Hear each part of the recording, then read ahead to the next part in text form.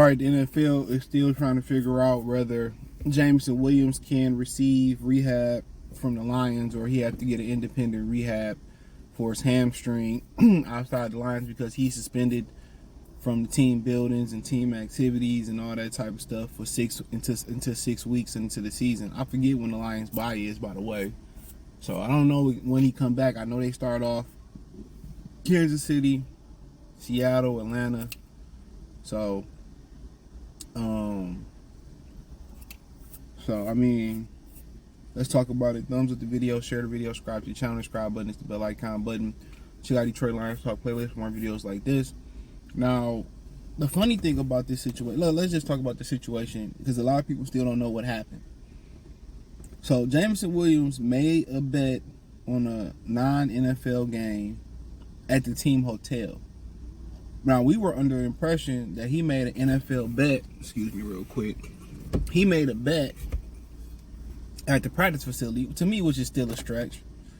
I mean, why can't I place a bet on a non-football game at the practice facility? But apparently they was on the road and it was at a hotel. And the NFL deems the hotel NFL property where you can't bet on a non-NFL game at a hotel because it's team property. My thing is this. He shouldn't have been suspended at all. Maybe fined for not just reading your handbook and knowing the rules, which 98% of the NFL, nobody knew that.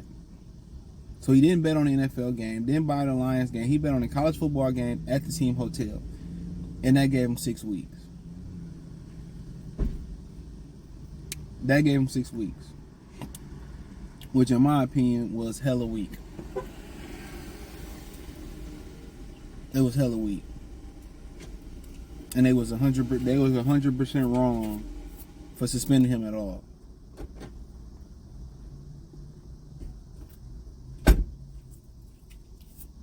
$100% wrong. Now they could be petty and say, well, he injured, so he wasn't gonna play anyway, and until he deemed healthy, then we could start a suspension. I'm surprised they didn't do that. Because that was in the back of my mind. I'm surprised that ain't the route they really wanted to take. So I'm surprised they didn't do that. But at the end of the day, the whole situation, in my humble opinion, is just I don't agree with it. I don't agree with this suspension. Not saying that because it's the Lions. I'm saying that because that's some bull job. If he was on the Giants, the Jaguars, the Cardinals, the Patriots, I'll be saying the same thing. I'm very objective. I try to be as objective as possible. I have my homer moments, but this ain't one of them. Now, y'all could have said, okay, we're going to dock them 50 grand, 100 grand, whatever it is. Let this be a notion. Now, if you get caught doing this, then you get 6 games. Or if you get caught doing this, then you can miss a full season. Everybody knows it now. We're going to use him as an example, dock him 100K. This is it. That's what it should have been. 50K, 100K, or whatever. We don't want you guys betting on anything, team property or hotels or at the stadium, nothing. We don't want it. And that could have been that. 6 games, though, I got to miss a month and a half of game checks. I probably would have fought that shit. But then again, when you don't have any reputation to fight on, how can you fight the establishment when you don't have a reputation? So I definitely understand that. He ain't done nothing in the league to have a rep to fight. He just got here.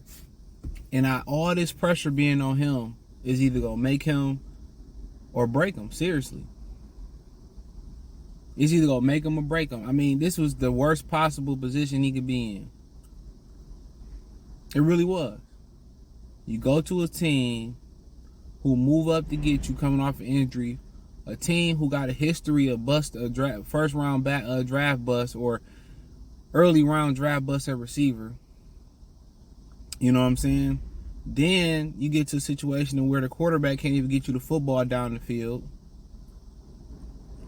So that's 3 strikes right there. You know?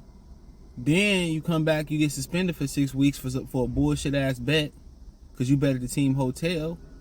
Then you got drop issues in between all that, going back to last season, this season. Right? And then you suffer a freaking hamstring injury. which are common amongst people with his athletic gifts.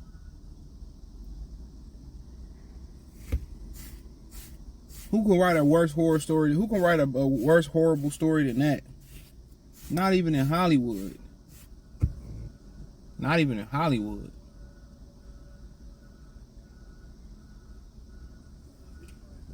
So he's just in a position where